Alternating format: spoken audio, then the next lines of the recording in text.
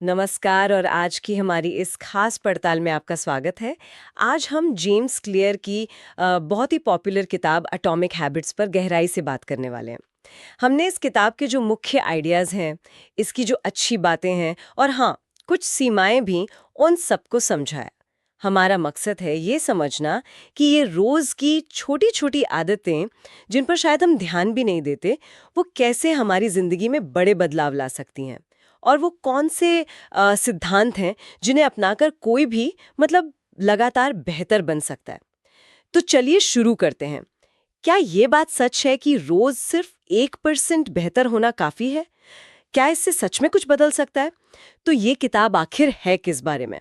मुझे लगता है इसका सारा फोकस छोटी लगातार कोशिशों पर है ना? बड़े बदलावों पर नहीं। बिल्कुल। किताब का जो सेंट्रल आइडिया है वो यही है कि जो बड़ी सफलता है वो कोई एक दिन में नहीं मिलती। ये असल में रोजाना किए जाने वाले छोटे, इतने छोटे कि शायद दिखे भी नहीं, उन सुधारों का जोड़ है। लेखक इन्हें एटॉमिक हैबिट्स कहते हैं, मतलब अणु जितनी छोटी आदतें। ये वो छोटे छोटे काम हैं जिनका असर शायद आज न दिखे, पर वक्त के साथ ये जैसे कंपाउंड इंटरेस्ट होता है ना, वैसे बढ़ते हैं और फिर कमाल के रिजल्ट्स देते हैं। एटॉमिक हैबिट्स, अणु जितनी छोटी, नाम ही सोचने पर मजबूर करता है। क्या वाकई इतनी मामूली लगने वाली चीज़ों से मतलब इतना बड़ा फ़र्क पड़ सकता है? सुनने में तो ये ऑलमोस्ट बहुत सिंपल लगता है। हाँ, लेकिन इसकी सादगी में ही इसकी ताकत छुपी है। और किताब में एक बहुत बहुत पावरफुल बात कही गई है जिस पर हमें सोचना चाहिए। वो कहते हैं, आप अपने लक्ष्यों के स्तर तक नहीं उठते, आप अपनी प्रणालियों यानी सिस्टम्स के स्तर तक गिरते हैं। इसका सीधा मतलब है कि सिर्फ इच्छा शक्ति या मोटिवेशन वो काफ़ी नहीं है। असल चीज़ वो प्रोसेस, वो आदतें हैं जिन्हें हम रोज़ रोज़ दोहराते हैं। लक्ष्य होना अच्छा है, हाँ, पर आपके सिस्टम ही तय करते हैं कि आप लगातार आगे बढ़ेंगे या नहीं। अच्छा, तो मतलब सिर्फ मंजिल सोच लेना काफ़ी नहीं है, अगर रास्ता ही ठीक ना हो, वो सिस्टम ही कमज़ोर हो। हाँ, ये इंटरेस्टिंग पॉइंट है। तो फिर ये किताब आदतें बनाने और तोड़ने के लिए कोई तरीका भी बताती होगी? मुझे लगता है यहाँ कुछ प्रैक्टिकल होगा। हाँ, और यही इस किताब की सबसे बड़ी खूबी है मेरे ख्याल से। लेखक ने इसे व्यवहार परिवर्तन के 4 नियम का नाम दिया है।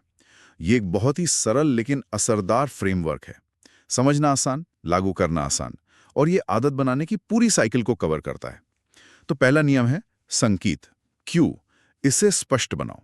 मतलब अच्छी आदत शुरू करने का जो इशारा है, जो ट्रिगर है, वो बिल्कुल साफ दिखना चाहिए, नजर में आना चाहिए।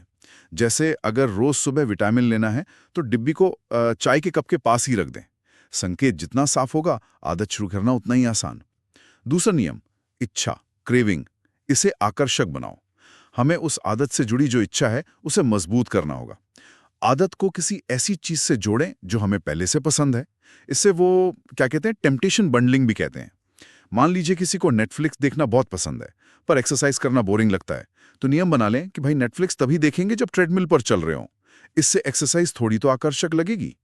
तीसरा नियम, प्रतिक्रिया, रिस्पॉन्स। इसे आसान बनाओ। लेखक का वो 2 मिनट का नियम है ना, वो यही काम आता है। कोई भी नई आदत ऐसी हो जिसे 2 मिनट या उससे कम में शुरू किया जा सके। रोज पढ़ने की आदत डालनी है तो बस एक पन्ना पढ़ने से शुरू करें। रोज दौड़ना है, अच्छा, बस जूते पहनने से शुरू करें। और चौथा नियम, इनाम, रिवॉर्ड। इसे संतोषजनक बनाओ। आदत पूरी करने पर दिमाग को तुरंत, हाँ तुरंत, कोई संतुष्टि या खुशी मिलनी चाहिए। हमारा दिमाग उन कामों को दोहराना चाहता है जिनसे अच्छा महसूस होता है।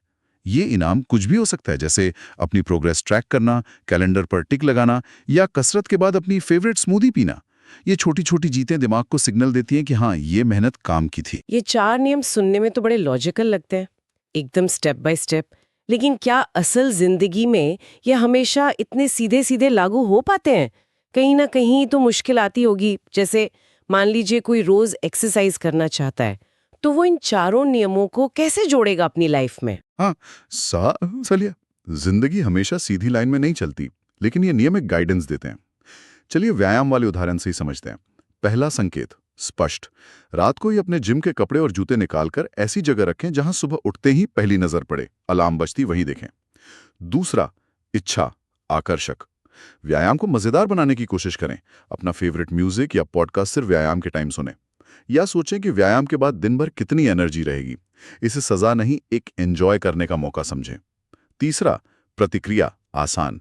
शुरू में बड़ा टारगेट मत रखिए, सिर्फ 10 मिनट की वॉक या बस जिम जाके वार्म अप करने का टारगेट। वो 2 मिनट वाला नियम, बस जूते पहनकर घर से बाहर निकलें। पॉइंट है कंसिस्टेंसी, ड्यूरेशन नहीं। चौथा इनाम संतोषजनक। व्यायाम के बाद खुद को शाबाशी दें, ऐप में मार्क करें, वो फील करें कि हाँ कुछ अच्छा किया। या कोई छोटा सा इनाम जैसे नहाने के बाद एक ताज़ा जूस। और बुरी आदतों के लिए इन्हीं नियमों को उल्टाना होता है। संकेत छुपाओ, इच्छा कम करो, मुश्किल बनाओ और सजा दो। सिगरेट छुपाना, जंक फूड घर ना लाना, ये सब। हाँ, ये 2 मिनट का नियम तो मुझे बहुत इंटरेस्टिंग लगा। किसी भी बड़ी आदत को शुरू करने की जो हिचक होती है ना, उसे खत्म कर सकता है ये। तो ये तो तरीके हो गए कि क्या करना है, लेकिन आपने सिस्टम की बात की थी, जो करने पर जोर देता है। किताब एक और लेवल ऊपर जाती है, हमारे होने पर। ये पहचान आधारित आदतें क्या हैं, ये कॉन्सेप्ट थोड़ा अलग सा है। हाँ, और ये किताब के सबसे गहरे और शायद सबसे असरदार विचारों में से एक है।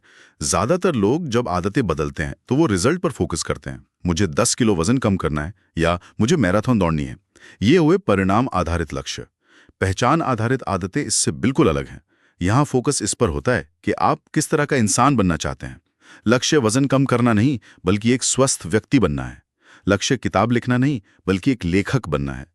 फोकस आपकी आइडेंटिटी, आपकी सेल्फ इमेज पर शिफ्ट हो जाता है। तो ये तो पूरी सोच बदलने जैसा हुआ। मतलब सिर्फ ये काम करना है से हटकर मैं इस तरह का इंसान हूं वाली सोच अपनाना। जैसे मैं रोज एक्सरसाइज करती हूं के बजाय ये सोचना कि मैं एक ऐसी इंसान हूं जो अपनी सेहत का ध्यान रखती है। बिल्कुल सही, एकदम सही पकड़ा आपने। जब आप अपनी पहचान बदल लेते हैं, मतलब आप सोचने लगते हैं मैं वो इंसान हूं जो कभी वर्कआउट मिस नहीं करता, तो आपकी आदतें उस पहचान को साबित करने का, उसे वोट देने का एक तरीका बन जाती है। हर बार जब आप जिम जाते हैं, आप सिर्फ कसरत नहीं कर रहे होते, आप अपनी स्वस्थ व्यक्ति वाली पहचान को मजबूत कर रहे होते हैं। आदतें पहचान बनाती हैं और पहचान आदतों को चलाती है। ये एक पावरफुल पॉजिटिव साइकिल बन जाता है। लंबे समय तक चलने वाले बदलाव के लिए अपनी पहचान पर काम करना सबसे जरूरी है।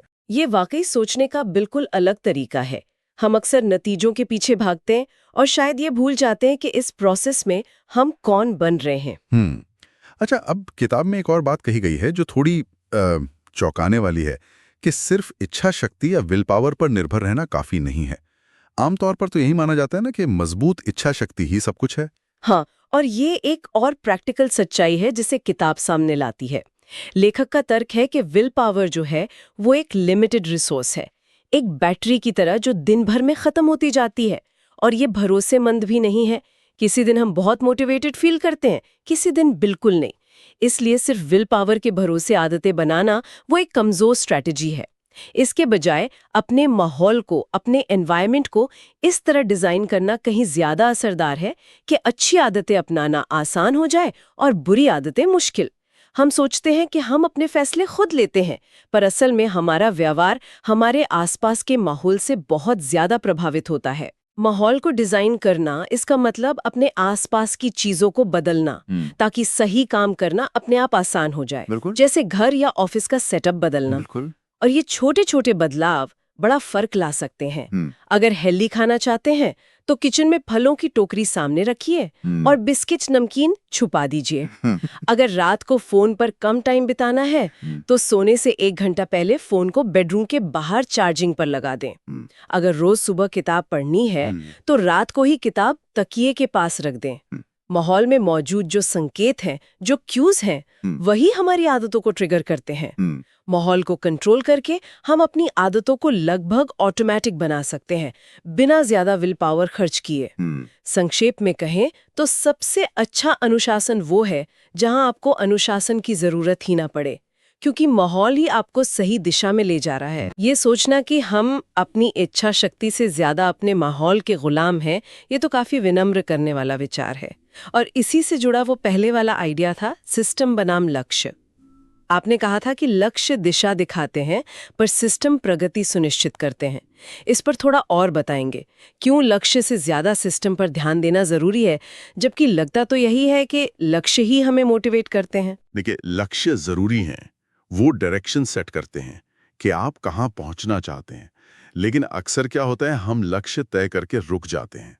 सिस्टम वो रोज की प्रक्रियाएं हैं, वो आदतें हैं जो आपको उस लक्ष्य तक लेके जाती हैं। लक्ष्य एक बार हासिल होने वाली चीज हो सकती है, जैसे वजन कम करना, लेकिन सिस्टम वो है जिसे आप रोज करते हैं। हेल्दी खाना, रोज कसरत करना। लेखक एक बहुत इंटरेस्टिंग बात कहते हैं, जीतने वाले और हारने वाले दोनों के लक्ष्य अक्सर एक जैसे ही होते हैं। हर ओलंपिक एथलीट गोल्ड मेडल जीतना चाहता है, हर कैंडिडेट नौकरी पाना चाहता है। लक्ष्य उन्हें अलग नहीं करता, उन्हें अलग करता है उनका सिस्टम, उनकी ट्रेनिंग का तरीका, उनकी तैयारी, उनकी रोज की मेहनत। बिना अच्छे सिस्टम के या तो आप लक्ष्य तक पहुंचेंगे ही नहीं, या अगर पहुंच भी गए तो वो सफलता टिकेगी नहीं। जैसे वजन कम किया पर आदतें नहीं बदली तो वजन वापस आ गया। सिस्टम पर फोकस करने से आप प्रोसेस को एंजॉय करना सीखते हैं, रोज की छोटी जीतों को महत्व देते हैं और नतीजा वो अपने आप आता है। सिस्टम ही आपको लंबे समय तक ट्रैक पे रखता है, चाहे मोटिवेशन ऊपर नीचे होता रहे। समझ गए। तो सिस्टम ही असल में प्रोग्रेस का इंजन है, ना कि सिर्फ मंजिल का सपना देखना। अब अगर हम किताब की खूबियों और आलोचनाओं पर बात करें, लाखों कॉपीज बिकी हैं इसकी, तो क्या खास बातें हैं जो इसे इतना सफर बनाती हैं? मेरे हिसाब से इसकी सबसे बड़ी ताकत इसकी प्रैक्टिकलिटी और सिंप्लिसिटी है। वो जो 4 नियम वाला फ्रेमवर्क है, वो बहुत क्लियर है। ये कॉम्प्लेक्स साइकोलॉजी पर बेस्ड है, लेकिन लेखक ने इसे इतना सरल तरीके से पेश किया है कि कोई भी इसे समझकर तुरंत लागू कर सकता है। किताब बहुत एक्शन ओरिएंटेड है। इसमें ढेरों उदाहरण हैं, स्ट्रैटेजीज हैं, जिन्हें आप आज से ही इस्तेमाल कर सकते हैं। और वो पहचान आधारित आदतों पर जो जोर है, वो भी इसे दूसरी सेल्फ हेल्प किताबों से अलग और ज्यादा गहरा बनाता है। ये सिर्फ क्या करें नहीं बताती, बल्कि कैसे बने, इस पर भी फोकस करती है। और भाषा भी बहुत सीधी और स्पष्ट है। और क्या इसकी कुछ सीमाएं या आलोचनाएं भी हैं? हर चीज परफेक्ट तो नहीं होता। हाँ, बिल्कुल। कुछ पॉइंट्स हैं, कुछ रीडर्स को लग सकता है कि उदाहरण थोड़े रिपीटेटिव हैं और किताब थोड़ी लंबी खिंच गई है। मतलब जो मुख्य संदेश हैं, उन्हें शायद और कम शब्दों में भी कहा जा सकता था। दूसरी और शायद ज्यादा महत्वपूर्ण आलोचना ये है कि ये मुख्य रूप से व्यक्तिगत आदतों पर ही केंद्रित है। ये उन बड़े सामाजिक या ढांचागत फैक्टर्स पर ज्यादा बात नहीं करती, जैसे गरीबी, भेदभाव, अवसरों की कमी, जो किसी व्यक्ति के व्यवहार और उसकी आदतें अपनाने की क्षमता को बहुत हद तक प्रभावित करते हैं। हर किसी के लिए अपना माहौल डिजाइन करना उतना आसान नहीं होता जितना किताब में लगता है। इसके अलावा ये किताब एक कैसे करें गाइड या एक तरह का सिस्टम मैनुअल ज्यादा है, मोटिवेशनल कहानी कम। तो जो लोग किसी इमोशनल कहानी या जोरदार मोटिवेशनल स्पीच की तलाश में हैं, उन्हें शायद ये थोड़ी सूखी या टेक्निकल लग सकती है। ये प्रॉब्लम को एनालाइज करती है और सॉल्यूशन देती है। इमोशनल लेवल पे कनेक्ट करने की कोशिश शायद थोड़ी कम है। ये एक बैलेंस नजरिया है, सही बात है। हर किताब हर किसी के लिए नहीं होती और हर किताब हर समस्या का हल भी नहीं दे सकती है। हाँ, तो अंत में ये किताब किन लोगों के लिए सबसे ज्यादा फायदेमंद हो सकती है? मेरे ख्याल से ये उन सभी के लिए है जो वाकई अपनी आदतों को समझना चाहते हैं और उन्हें बेहतर बनाना चाहते हैं। चाहे नई अच्छी आदतें बनानी हो या पुरानी बुरी आदतों से छुटकारा पाना हो। छात्र हों, प्रोफेशनल हों, उद्यमी, कलाकार, एथलीट, कोई भी जो अपनी प्रोडक्टिविटी, कंसिस्टेंसी और परफॉर्मेंस में ठोस सुधार लाना चाहता है, उसके लिए ये बहुत उपयोगी है। खासतौर पर वो लोग जिन्हें गोलमोल सलाह के बजाय साफ, स्ट्रक्चर्ड और तुरंत एक्शन लेने लायक जानकारी पसंद है, उन्हें ये किताब बहुत पसंद आएगी। अगर कोई अपनी जिंदगी में छोटे लेकिन टिकाऊ बदलाव लाने के लिए एक प्रैक्टिकल रोड मैप चाहता है, तो ये किताब एक बेहतरीन चॉइस है। तो इस पूरी चर्चा का सार क्या निकलता है? इस किताब से वो कौन सी मुख्य सीख है जिसे हम अपने साथ ले जा सकते हैं? देखिए, एटॉमिक हैबिट्स सेल्फ इंप्रूवमेंट के लिए एक बहुत ही प्रैक्टिकल और पावरफुल गाइड है।